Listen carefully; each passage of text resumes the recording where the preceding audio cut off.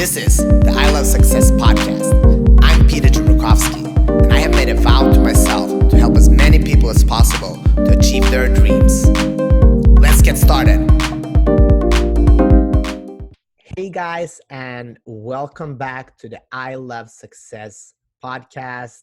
I'm super excited because today I have a real, true fitness entrepreneur, and I'm excited because my virtual world tour is continuing. For people that know me, we're almost at 200 episodes, and the first 173 or so, all of them were in person, eye to eye. I always denied Zoom calls, and here I am, COVID-19. I've taken this head on and actually starting to love traveling virtually to meet with people that I wouldn't been able to connect with otherwise. So yeah, here we are providing as much value as we can. Today, I'm here with Peter Taunton, a pioneer in the fitness industry. All the way back in 2003, he had a vision for Snap Fitness. He wanted to create an affordable 24/7 results-driven gym differentiated from the impersonal, expensive, big box experiences. And as with many journeys, people that continue and have a grit and passion, things really happen. So Snap Fitness today has over 2,500 franchisees in 26 countries. Peter owns multiple other businesses.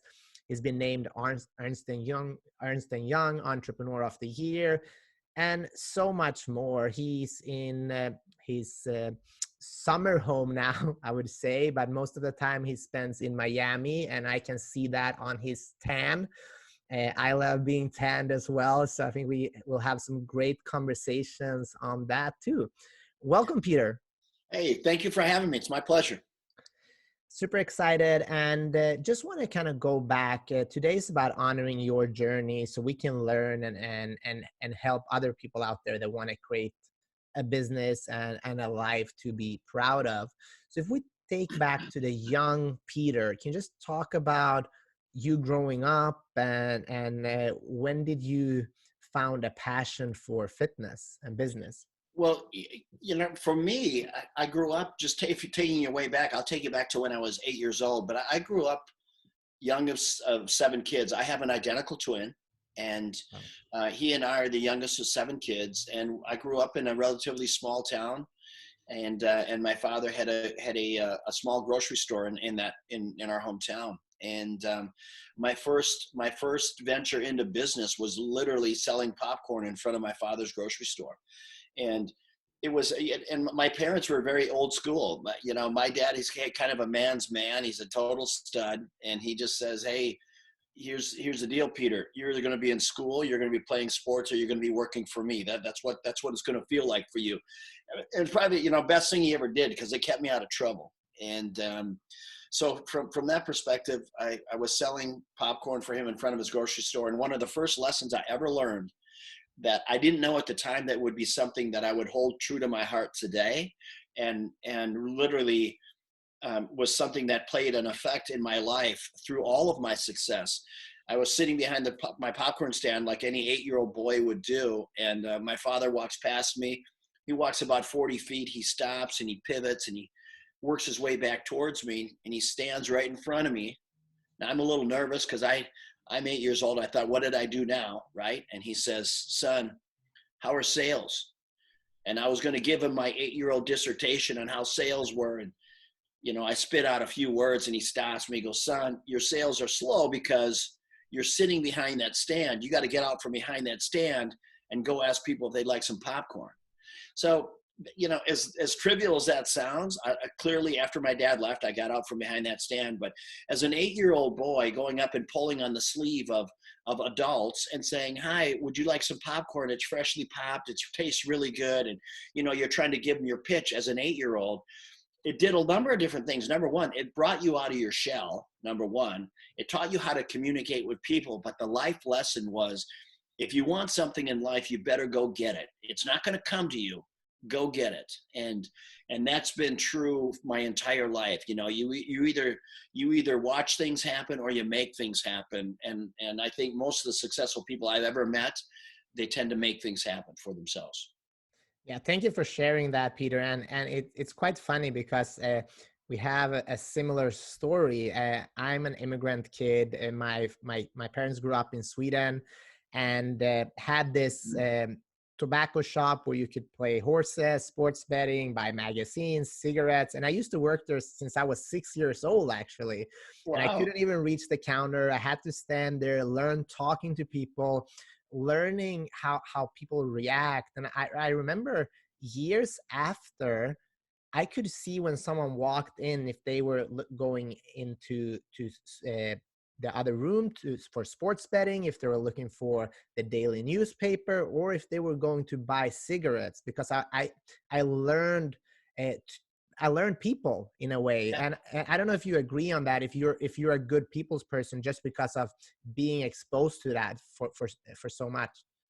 I think definitely. I mean, I think becoming a good communicator takes practice, right? And I know for me it did. Yeah, and believe it or not, when I was younger, I was a shy kid. I didn't, I probably lacked confidence, and I was relatively shy. And I really, selling popcorn was one thing that brought me out of my shell. The other piece of it that brought me out of my shell was getting involved in sports.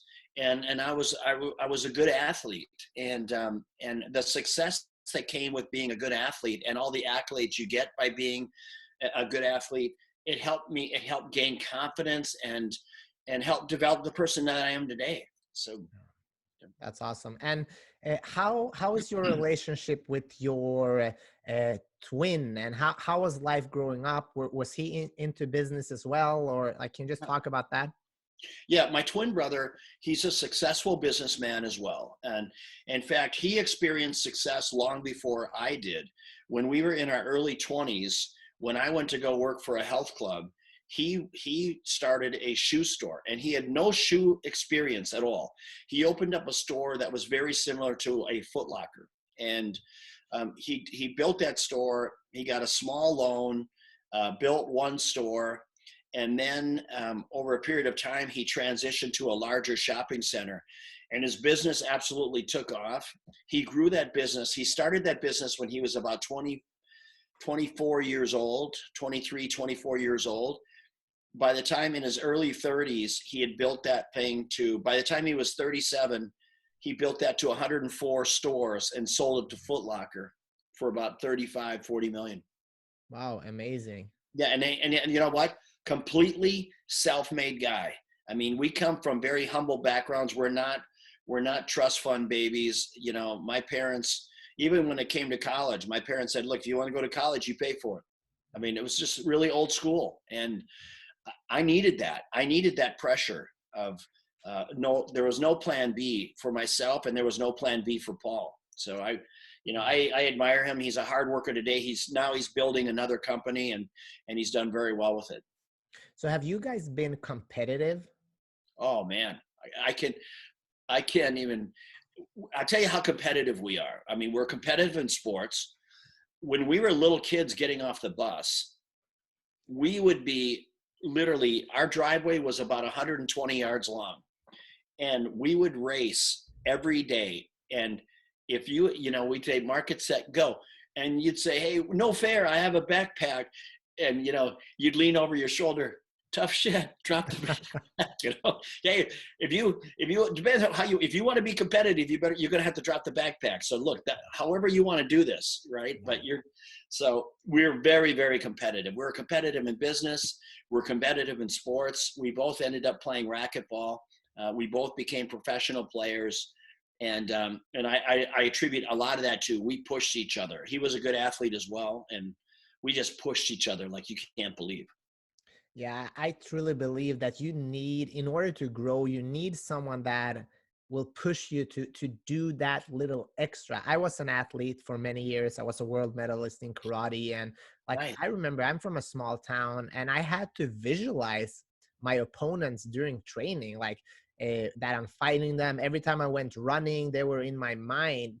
I can just imagine having that physically and living together. That's crazy good motivation to do more and be more, right? Absolutely. And having an identical twin where you're evenly matched, you have the same body style, same weight. So you're evenly matched in any sport that you choose. And when you talk about competitiveness, I'll tell you straight away, if when he and I would get in arguments, and we would literally get in fights, right? Like I fights, bet. it was literally fist fights. I mean, like bare knuckle, barroom brawl, fist fights. And my dad would have to come out on the yard and break it up. We're that competitive. We're just really intense and competitive. And, it served us well. It really did. Yeah. And can we just start and talking about like when did your passion for fitness come in? And like when did you decide, hey, I want to actually build something in the fitness field? You know what? When I was 13 years old, I picked up a racquetball racket, and prior to that, I had focused on the big three sports. Back then, it was football, baseball, basketball, and in those days, you could play all three sports in school. Now it's really hard to do. But when I was 13, I picked up a racquetball racket for the first time, and it felt really good in my hand. It felt really natural. And to make a long story short, that is the sport that I became a professional in. I was a touring pro for 12 years, and it gave me a chance to see the countryside. But more importantly, it gave me a chance to see health clubs all over the country. And I realized that, that God willing, this would be an occupation that I could really enjoy. It's a great environment. You're around positive people. You're making an impact on people's lives. So it was very inspiring for me. I didn't know then how I was ever going to make a living at it, but the health and wellness space interested me. And then when I was in my early 20s, I had an opportunity to turn around a failing club. It was a club that I had played at as I was growing up. The club was losing about $200,000 a year, and the owners gave me an opportunity to try to turn around this failing club. And they only paid me $16,000 a year, but they said, look, if you turn it around, we'll let you buy us out with the profits that you generate. And that's the only thing. I just needed my window. I needed my opportunity. I needed my break, if you will. And I took that break. And to take a business that was losing $200,000 a year and try to turn it around, I had to get really, really creative to do it. And that served me really well in the later years when I started Snap Fitness. So how did you do it? I did it. It's kind of funny when I came up or at the time I was living in Orlando, Florida. And when I moved back up here to take over this job, I said to the guys, okay, so what's my marketing budget? What do I have to work with? And they looked at me like I had a horn growing out my head. And they said, Peter, this business loses $200,000 a year cash flow. We have no money. So, this is what you need to do. You need to figure it out. And so I did. That was a character building moment. And when I talk to people who are successful, every one of them, some of the best learning experiences that you'll ever learn are going to come through times of adversity. All right.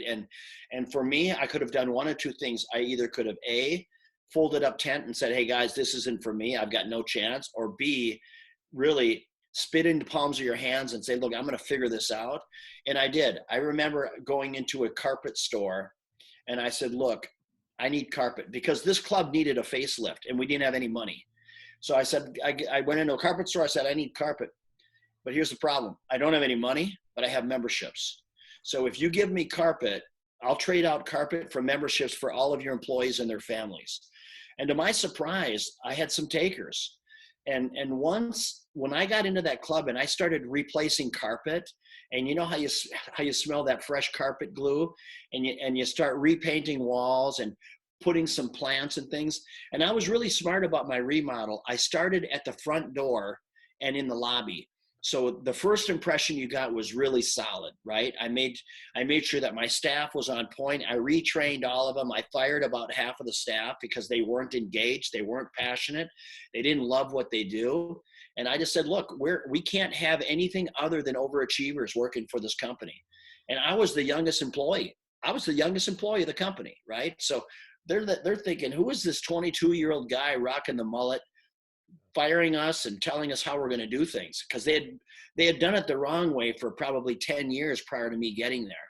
And I just said, hey, look, we're not going to be average. So if you think you're going to come up here and just skate through the day, that's not going to work here in this camp. And you know what? It worked out. In a matter of 6 years, I took a club that was losing $200,000 a year to making $250,000 a year. So that's a huge swing. And I did it through a lot of hard work and training of the staff and rehiring of the staff. And I just made people feel special. And to this day, some of those things that I incorporated in that business, I do today. You know, when you walk into a health club today, you want to feel appreciated. You want to feel respected. If I can call you by name, great. I mean, it should be, hey, Peter, how's it going? Have a great workout today. If you need anything, I'm right here. And then when they leave, hey, Peter, thanks for coming in. I hope to see you tomorrow. That's got to be that's got to be ground zero. I mean, if you can't do that with every customer, you're not in the game.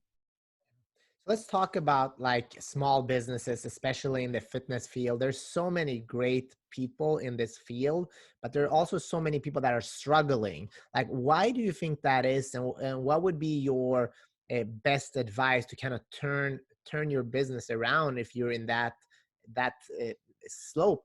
Some of them, the downside to the fitness space, if you got into the gym space 5 years or later ago, it's really, really capital intense, because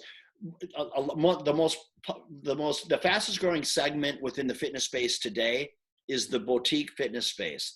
It's the person they've been a personal trainer at the big box club, or they've been a trainer at Orange Theory or Barry's Boot Camp or F45, and they say, look, I'm going to go open up my own gym, because they realize they can go rent a 3,000 square foot space, buy some kettlebells and a few pieces of equipment, and they're in business. So the capital cost to get into a health club today is a lot less than it was 5 years ago. 5 years ago, you were buying treadmills, and it was hundreds and hundreds of thousands of dollars to get a club open. Today, you can do one of these boot camp types thing, which is group fitness and functional training. You can do that for a fraction of the cost. So for some of those people that are still in the old school days of a lot of weights and cardio and very little functional training space, my recommendation to those people is they've got to pivot. They've got to reinvent themselves a little bit, because people want that functional training type feeling and component. The other side of it too is the expectation of the consumer today is you better have an understanding about weight loss, about nutrition and exercise. So every single client that walks into my door, I've got to first ask them, what are your wellness goals? What are your fitness goals? What do you want to try to accomplish here? Because this is a marathon, it's not a sprint. And once they articulate to me what it is they want to do, I've got to lay out a plan. I've got to chart a plan for them to get them to the promised land. I've got to be able to deliver on my promise to that client. So if you can't do that today, if you don't have that basic understanding of nutrition and exercise and tie them together so people can hit their goals, if you can't do that every day of the week, you're not going to be around for long. No, I think it's so interesting, because there's so many great trainers out there. They're starting gyms, but they don't have the business experience, right? And I think that to find that balance, it's a little bit tricky. It is. And I'm surprised when I do a lot of consulting and mentoring for the type of people who you're just talking about. I'm very surprised that they don't understand the correlation between how many members do they need to have in order of recurring billing to cover their monthly nut. Okay. And they haven't made that correlation. And then I look at their operating expenses, and there's needs and there's wants. And I tell you what, if you've got a business that is not cash flow positive, you have got to look at your spend. Every time a check goes out the door, you've got to be looking at that and say, what kind of value is that check bringing to me? That outflow of capital, Is it enhancing my customer experience? Or is it something that just makes my job a little bit easier? Because you know what? Early on as an entrepreneur, you better be willing to sacrifice. So some of those luxuries that make your job a little bit easier, sometimes you have to forego those things until you get cash flow positive. Do you know what I mean? Which means you're going to work longer, you're going to work harder. Look, I understand that. And some people are going to say, oh, Peter, I would rather work smart. Hey, look, you can work as smart as you want, but if you're not cash flowing, you're out of business, right? So spare me the work smart stuff. And, I get that a lot from millennials. There's a certain level of entitlement. They say, I need these things. And I say, no, you're going to have to shore up the difference here with hard work and grit. Because if you try to incorporate that component, that piece of software, these things that you're trying to do, that's going to add to your burn. And believe me, your customer doesn't care what kind of software you're using to run your business. Your customer doesn't care about that. They just want to make sure that you can provide a great workout experience for them. Your customer service is impeccable.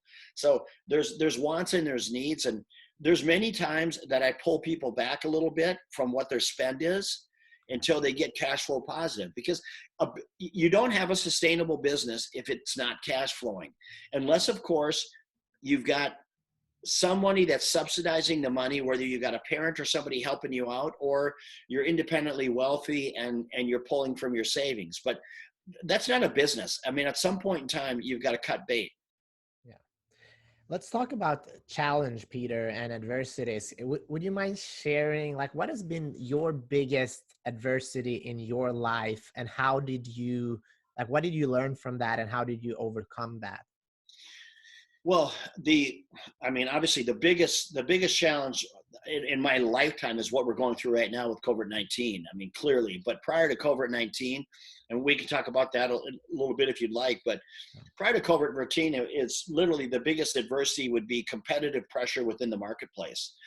That, when you've got a product and you've got a certain, let's just say you're in a 4,000 square foot club and you don't have room to expand. So everything you're offering is within that 4,000 feet, and you're rolling along and things are going well and you're making good money. And then what happens? A competitor comes into your marketplace. A competitor comes in with a little bit bigger footprint. He undercuts you in price, and suddenly the battle lines have been drawn. And now how do you keep that customer base? Well, we keep telling our franchisees, look, it's not always about faster treadmills and heavier weights. That's not it. It's about connecting with your customer. And that's the challenge with a franchisee, to tell them, hey, look, the heavy lifting is you've got to get involved with your members. You've got to work on creating a culture within your four walls. And if you don't do that, let me back up a little bit. If you can create an unbelievable culture in your four walls, if I call you by name, and I know your kids' names, and I know your life, and I make a point to be present and engage you when you come into my club, when I can create that kind of a community within my four walls, it'll take wild horses to drag my members out, okay? If I don't do it, then they're just another member coming in. And I tell you what, when the next shiny penny comes along and opens up a quarter mile up the road from you, they're gone. They're gone because you've given them no reason to stay. You haven't made them feel special. They don't feel loved. They don't feel appreciated. They're going to go up there and run on that brand new treadmill. So that's the overcoming adversity. That's the hard part. The hard part is trying to get that message into the heads of franchisees to say, look, you've been able to skate along here for the last 5 years, but right now you better be prepared to go to war. And if you're not, then we need to think about transitioning another franchisee in here. Otherwise, what's going to happen? You're going to die a death of 1,000 paper cuts. I mean, it's interesting because it looks like we're talking about human connection, right? And that's what we all love. I know when I'm going to the gym, if nobody knows who I am, or like, it's not that fun. But if someone is talking to you, like giving you some tips, you're having some fun, you want to come back. Absolutely. It matters. It's all about the value that you feel when you're in your club. right? What value does your club bring you? And in some cases, the value is certainly the equipment is in good working order. That's some value. That it's conveniently located as to where you live or to where you work. So that's another box that you can check. But those are easily replicated by a competitor. What's tough what you can't teach is community and culture. They can never take the relationship that you have with your members. Now, if you don't have a relationship with your members, they don't have to worry about it because they know that all they have to do is provide a better product, and they know those members are going to come. And how have you dealt with COVID-19, which is like the hardest hit for all gyms ever, right? Yeah, well, across all of my brands, I probably have 2,500, 3,000 locations closed around the world. And I feel horrible. I feel terrible for some of these business owners because keep in mind, imagine that you've got your life savings in this business and you opened it up and the business, you've built a great business. The members appreciate you. Your business is thriving. You're expanding. You're socking away money. You feel really good about yourself. And then one day the government comes along and says, oh, by the way, you need to close your doors. And literally overnight, you went from having a business and you had revenue to literally no revenue. That is a gut shot for many of these people. And many of these franchisees, they might have 2 or 3 months of dry powder of cash. Okay.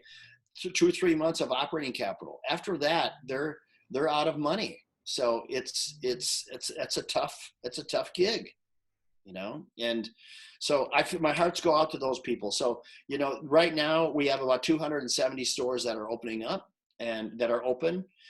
Every day, some more come online. So, but it's the new normal is going to be a lot of hand sanitizer.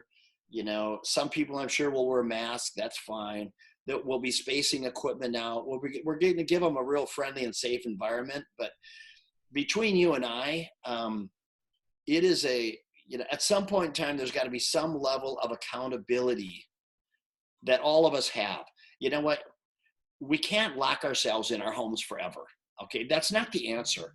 And you know what? If you feel like you're at risk, wear a mask, wear gloves, drink hand sanitizer if you have to.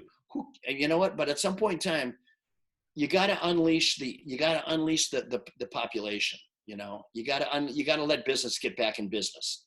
Otherwise, COVID-19 is going to be the least of our worries. If you start closing thousands of small businesses across this country, believe me, small business is the backbone of our country. And how do you deal with this mentally?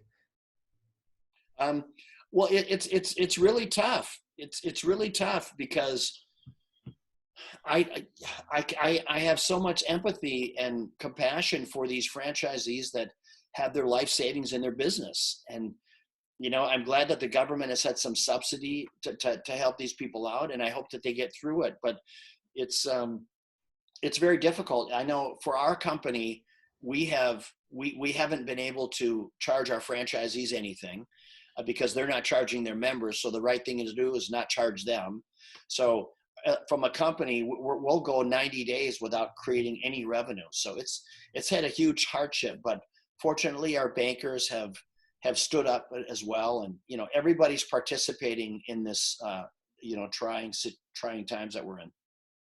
Yeah. And what do you do on a day-to-day basis to work on this? Because it's one thing to say it, but you're living in it. And here we are, like 2,600 locations, no franchise fees coming in. Like, what are you thinking, and like what are you working on to kind of survive and thrive in these times? Well, you're not thriving. You're in total survivor mode for one. Okay, complete survivor mode, and you work with your bankers. You don't. Lack of communication is not the answer. So you communicate with your bankers and you let them know what you're going through. And believe me, they've heard that narrative 1,000 times. So it's nothing new. And so they're willing to work with you. For us, we look at all of our operating expenses and we dial back everything we can. everything. So we leave no stone unturned, and we hold on to our cash very closely. With our accounts payable, we push them out. We do what we need to do to stay alive, and until we can start billing our franchisees again and start ramping up our cash flow. So it's hard for our franchisees. It's hard for us at the corporate office. It's hard for the bankers. It's hard for all of the landlords of all the locations we have clubs. Look, everybody participates. So that's just, there's no easy way out of this thing. It's hard. And I tell you what, the longer that we wait for these states to open up, the higher we are at risk of losing businesses. It's that simple. Yeah. Thank you for sharing that. And let's talk a little bit about building Snap Fitness. If we go back to like 2003, what was the main idea, and like how did you grow it? Well, when I created the concept, when I sold all of my clubs, when I had that opportunity to turn around that failing club, once I had that club paid off, I went ahead and I built another 6 clubs over a period of 20 years. So when I sold all of those clubs, I was sitting at home, and one of my employees who had been with me for about 12 years, he said, "Hey, Peter, would you build a club for me? Build a club for me and I'll run it for you." And, I had just sold my company. And so I really wasn't thinking about getting back into the fitness space, but it's a good thing that I did. And I started thinking about, what if I cut out the swimming pool and the racquetball courts and the child care, and pretty soon that club, instead of it being 40,000 square feet, it was 4,000 square feet. Instead of having 50 employees, I had 2. So that was the product. I built that club, and he ran the first one. He and I ran it together because I wanted to see it. But I sold enough memberships in 90 days to cash flow that business for the year. 90 days, because it was a fraction of the cost of building one of these big full service clubs. So I told him, I'm going to build another one. I built one in a little bit smaller town because I wanted to see how it would perform, because I was curious. It performed the same way. I built a third club yet. Now, this is before I ever franchised. I built a third club in a town of 3,500 people. And I thought, there's no way this thing is going to work in this small town. It worked. The unit level economics fell in place. In that town of 3,500 people, the rent was $1,000 a month, and that included utilities. And it was just everything worked. Well, from there, I knew that I had a tiger by the tail. I knew that I had something that was scalable and that would resonate with the people. So I went to some of the best franchise attorneys in the country. I didn't cut any corners. I made sure my documentation was done perfectly. And then I started documenting. I wrote the operations manual myself. I didn't leave anything to chance. The first year I built 12 clubs. And I felt good about it, right? I still wasn't making any money to speak of, but I felt good about it. The second year I went from 12 clubs to about 60 clubs, which now I'm making money, but I was refining my process, and every segment of my business I would have somebody allocated to. And believe it or not, when I was in year 4, by that time I was building opening 200 plus new stores a year. Okay. And in fact, in 2007, that was 4 years later, I opened 377 stores in 1 year. So think about that. I was opening a store more than one a day. Okay. And that was, and what's interesting, if you walked into my headquarters, you would not see people running around with their hair on fire. Everybody stayed in their lane. And as we were opening stores, as the pressure got greater, I would add more people into that lane. So I was really good about keeping people in their lane, and the system that I had designed was rock solid. So I was very fortunate. And let's make no mistake about it, I hired some great people who could multitask. I think early on in a company, the first 5 or 6 hires you make are the most important, because you got to get people that are not one-dimensional, that can do a multiple of different things. Peter, I'm curious, like you built this 5, 6 health clubs, and you sold them, and then you got back into the fire. Like, why are you so passionate about this and working so hard? I've always been, and with when I started Snap Fitness, I've never had a plan B. So I've always kind of ran my businesses with a little bit of paranoia, right? That, there's nothing, when you've got no plan B, when you have nowhere else to turn, you get that's very motivating in itself, right? I mean, it's because to go out and try to find a job where you feel like you've got the same opportunity is very, very hard to do. So I knew in my case that I had an amazing opportunity in front of me. I just had to go get it.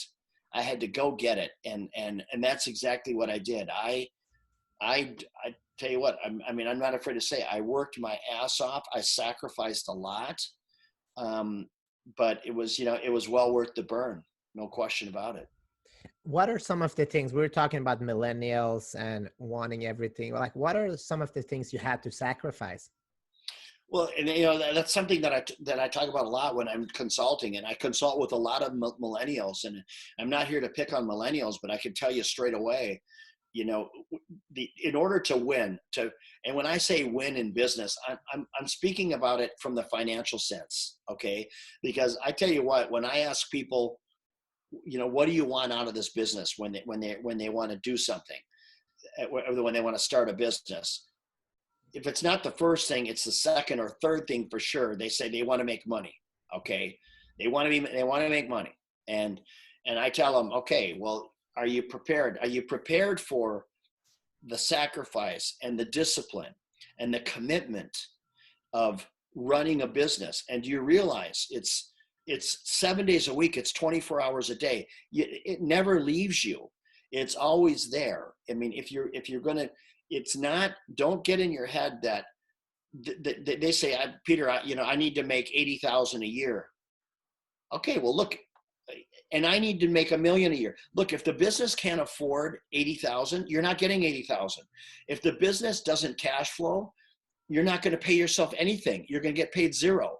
So just lay the landscape down for them that, look, 9 out of 10 businesses fail. So you've got a 90% chance of failure, my friend. So I lay it out there, and I'm not the voice of gloom and doom. I'm preparing them to go to battle.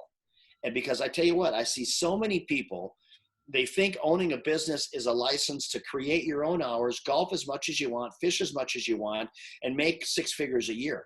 And it couldn't be any further from the truth. Most people get into these things, and if they don't have the money, their family put up the money, they lose it all, and it ends up creating great hardship and tension amongst the family. So I set the groundwork saying, hey, look, this is what you better be prepared to do.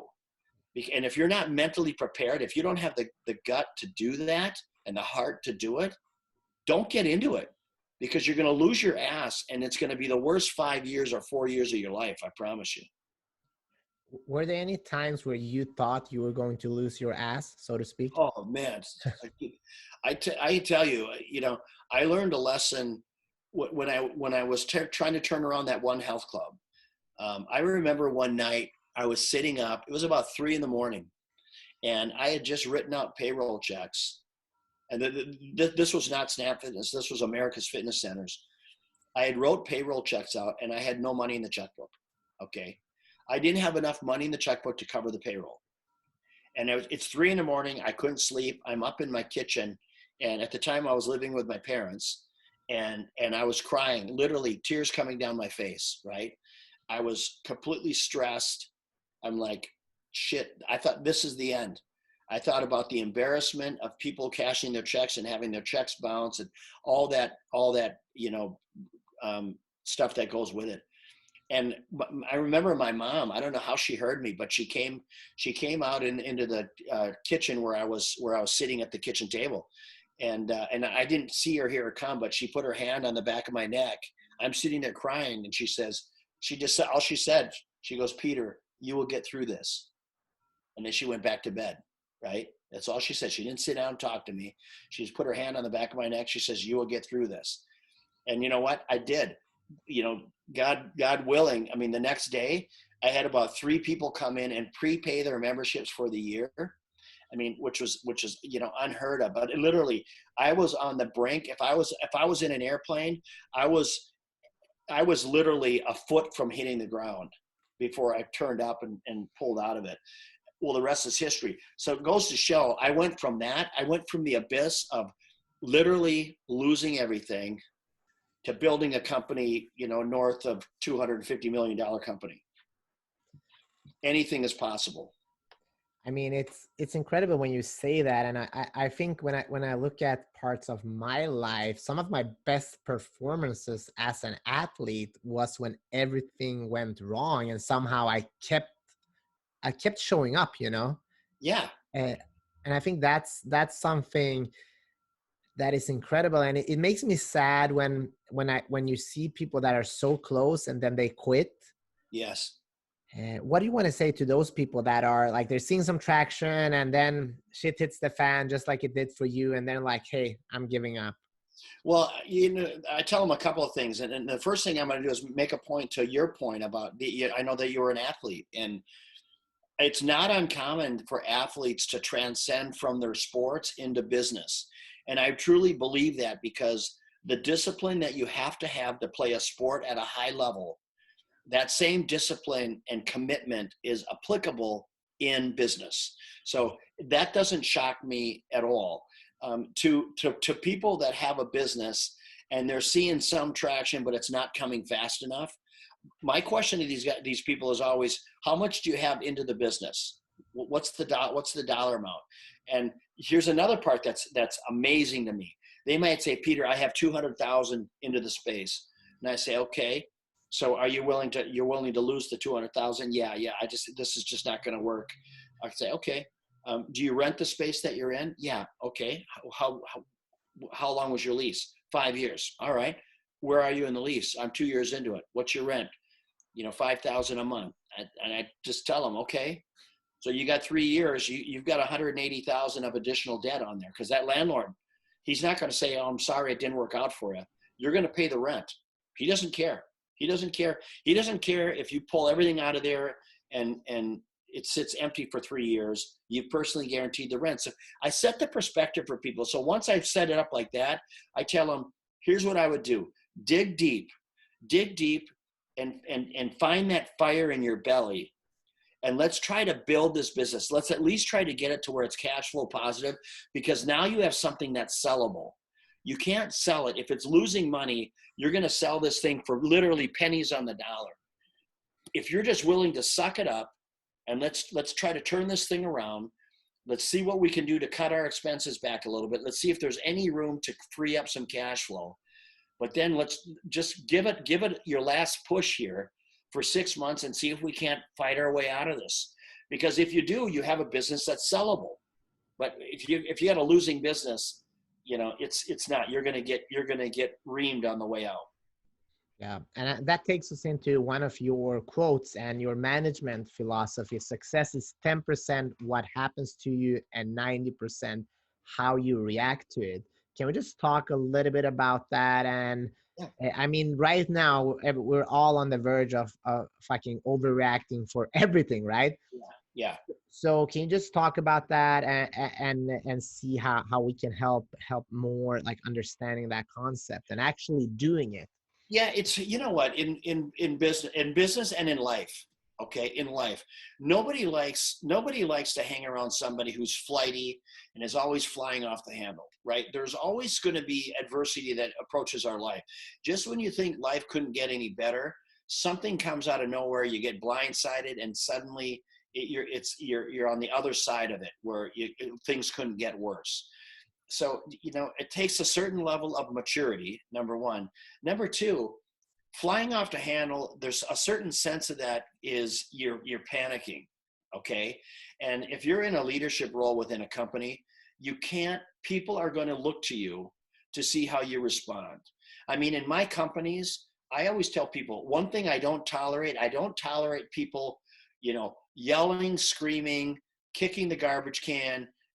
That doesn't fly. I tell people, hey, look, you do your job and you focus on your job. If there's anyone around here that's going to get excited, it's going to be me, right?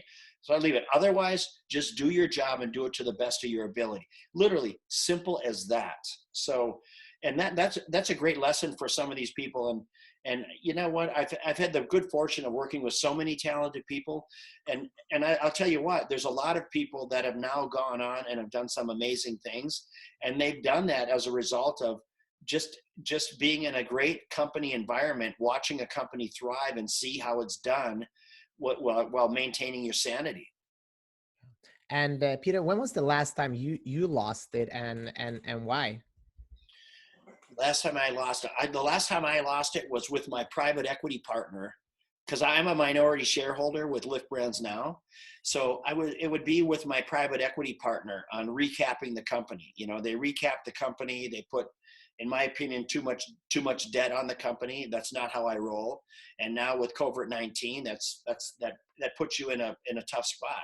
Nothing that you can't fight your way out of, but still, it was unnecessary risk. We didn't, you know, I didn't need the dividend. They certainly, I'm assuming they didn't need the dividend. It was not a good business move. And that was a great lesson for me.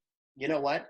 The next time that I sell the controlling interest of my company, I'm going to make sure that I sell. So maybe I'll keep 20% of the company instead of 44%. That's a great lesson for me. And that's why you never stop learning. You never stop learning. And that was a great lesson for me. I mean, that's the interesting part of life. We live and we learn, right? Even though I think it's almost like an onion. It's different layers that we peel off, and we can always learn more. And it's crazy. You can talk about this, and how do you deal with problems? Because I think people who want to build something, one of their main problems is that they don't have enough money. Then when you're in a situation when you have an amazing business, now you have problems because people want your money. So can you just talk about that? Well, the more you have, I can tell you what, you know, one of the things that I do when I'm consulting is I literally look at people, their full plan. So hopefully I get to them before they launch their business. Because in many cases, when people are launching their business or getting ready to, I look at them and I say, number one, they don't have enough capital. Okay. They're going to be capital starved very quickly. And then number two, they don't have an exit strategy.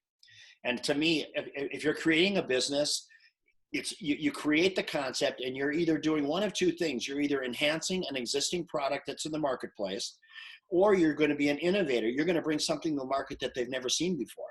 Now, if you're an innovator, that costs a hell of a lot more money than taking something that's already there and enhancing it, making it better. So you got to make sure that you have enough capital. You have to make sure that you have an exit strategy. Okay. So those are probably two of the most important components for sure before people get into the business itself. Thank you for sharing that. I have a couple of more questions and then I'll let you go. I want to talk about your personal life. Like what are you most proud of in your personal life? Boy, well, I'm proud of a lot of things. I'm proud of a lot of things. I don't, you know, here's what I'm proud of. I'm proud that um, I've remained humble and I'm very kind. I'm generous and I'm compassionate. I always say money doesn't make the man. And I truly believe that. I mean, if you looked at me now, and I've accomplished a lot, but since you asked the question, I often wonder, how did this kid who went to school in a 2-room schoolhouse with very modest beginnings, how did I get from that? I quit college my junior year. How did I get from that to having a net worth north of $100 million, private jets, yachts? I'm sitting in a $10 million lake home in Minnesota. I have a penthouse in Miami, Ferraris, Aston Martins. How does that happen? So that's why I have such a deep faith. And in fact, I pray every day. I say, hey, God, you know what? I'm a warrior. I'm a street fighter. I've got grit, and you need to have those things to I think, be successful and to fight your way through adversity. But, you know, I say every day, hey, God, I mean, I've been blessed more than I would ever imagine in my wildest dreams. So I ask him to put me in the fire of in front of people that need help, where I can make a difference in their life, give them a leg up, chart a course for them where they can maybe save some of the road rash that comes with trying to build a company. And then I just ask that they see his face and not mine on any good that I do. So that's how I am. I'm profoundly grateful for the life that I have. You'll never see me condescending to anyone. That's not how I roll. And I'm the kind of guy, I hop out of my jet with faded jeans and a t-shirt and a baseball cap on. I'm good with it. I don't need to prove myself to anyone. I've done it. I've validated it. I was the Ernst and Young Entrepreneur of the Year. And I did that through having great people and a great team effort. And I think winning in business, it's a team effort. Make no mistake about it. I may be the face of the brand, but those are all the things I'm grateful for. I'm grateful for all the experiences I've had in the last 30 years of business. And my goal here today for the next 50 years is to take those experiences and help people navigate their way through to a successful outcome. I love that. Thank you for sharing that. And if you could just say, like, if there was just one thing that you believe took you from that little boy to where you are today, what is the most important trait you would say? Discipline and consistency, for sure. 100%. I mean, you can have all the money in the world, but if you don't have discipline, because discipline and consistency means that you're going to show up every day with the same level of intensity. You're not wishy-washy, okay? But you can have all the money in the world. You can't, it's very difficult to buy your way into a successful, sustainable business. And that's why you see that all the time. You'll see like a third generation family business that gets run into the ground. Why? Because it's so far removed from how those founders developed that company and how they innovated and we're fighting constantly to remain relevant with the customer base, with what the community and the general public is looking for.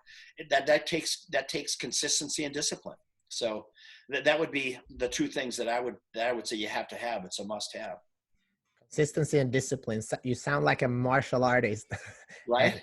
it's great. It's amazing. And one thing that I want to do with you now is kind of I want you to imagine you're 87 or 107 and you're like sitting in a rocking chair, maybe overlooking the beautiful water in Miami or wherever you want to be, and you kind of contemplate on life. What do you want to have seen in order to say, hey, this was a good run? Well, I'm hoping that I'm not at a place where I make that determination, like a good run based on money. I hope that on my grave, it's not, he was a hell of an entrepreneur. I'm grateful for that. I'm grateful for having the right mental mindset that tends to lend itself very well to being successful. So for some reason, that mindset sits really well with my day-to-day living and my lifestyle, my discipline. So I'm hoping it's not that. I'm hoping that it says, hey, look, Peter took the success of his business and he made a difference in people's lives. And that's for the philanthropy that I'm doing. That's for my fight against animal cruelty and poaching. It's for helping for the families of fallen soldiers who serve this country, helping pay for the education of those families. It's for feeding the homeless. I hope that people look at that and say, you know what? It wasn't all about the stuff and the shit that we all accumulate over a lifetime. It was about giving back. And for me, then how I show up the next 50 years is going to be in that capacity. I don't have the pressure of going out and making money anymore. Although I like to do it because I like the challenge of creating a company and growing it. But that's not going to define who I am. That's awesome. And Peter, is happiness and success the same thing? No. I did a podcast a while ago. So I've been divorced for 5 years. I'm very, very financially, very, very successful, right? I have an unbelievable lifestyle. But I've never been lonelier in my life than I am right now. As crazy as that sounds, I'm single. I'm looking for, the right woman who loves me for my heart and not for my wallet, if that makes any sense. that she's like-minded and she's, you know, she has some ambition, just that she brings something to the party. So I'm, you know, I'm actively looking, and I'm patient. I'm not, you know, I'm not desperate by any means. But you know, my friends think I'm crazy. They think, man, you know, you were married, now you're single. You can, you know, you date all these beautiful women. I do date some amazing women, but I'm looking for. I don't want to be a serial dater. I'm looking for, you know, a real relationship for the long haul. I want to get it right the second time around. Yeah. Thank you for sharing that. And we can also use this video and post it as a dating video if you would like, because that Hey, was good shit. hey, throw it out there. Throw it out there.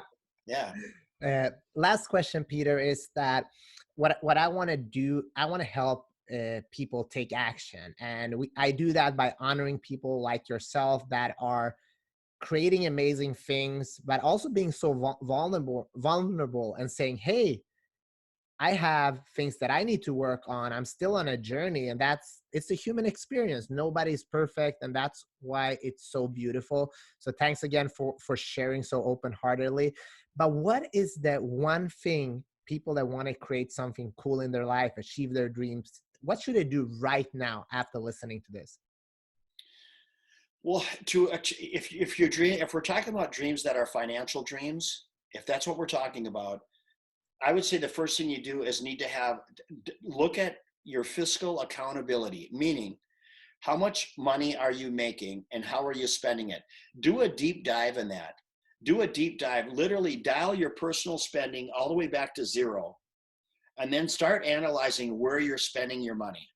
And get yourself on a plan where you are starting to save money. And believe me, the more you can save, the faster you're going to get to the opportunity of either starting your own business or buying into a business and being a partner, however it might be. But this doesn't happen without cash.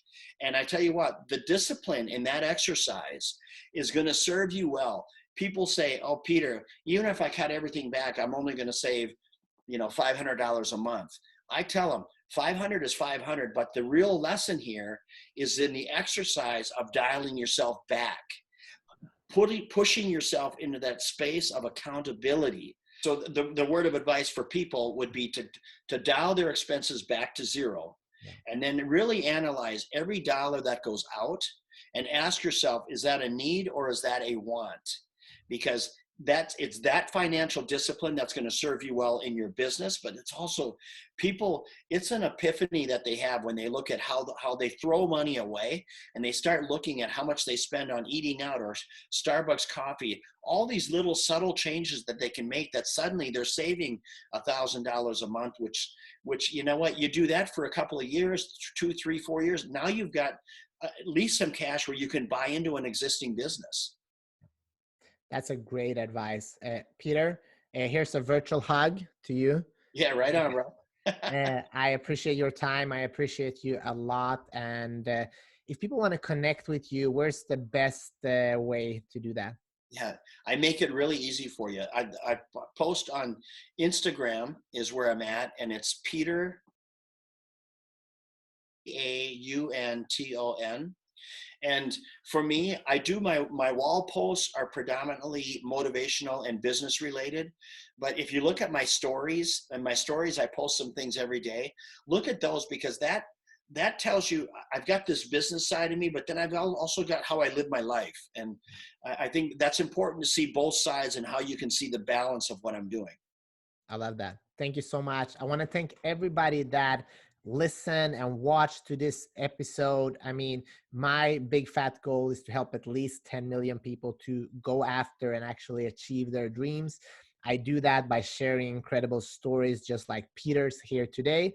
If you listen to this and enjoy this conversation, give us some love. Go to Peter Taunton, hit him up, send him a DM, and tell him what you thought about this episode. Share this episode with someone that needs to hear this message.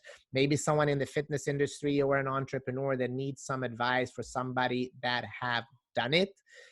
Also check us out at ilovesuccess.co. We have almost 200 amazing episodes with entrepreneurs, UFC champions, Olympians, astronauts, 9/11 survivors. We have so many interesting people sharing from their heart. You'll also get a couple of free chapters of my book, The Goal Book, How to Achieve Your Dreams and Create a Better Life, which is a blueprint for creating your dreams and actually putting them into sub goals and taking daily actions. Thank you so much, guys. I'll see you next time. And thanks again, Peter. Hey, it's my pleasure. Thank you.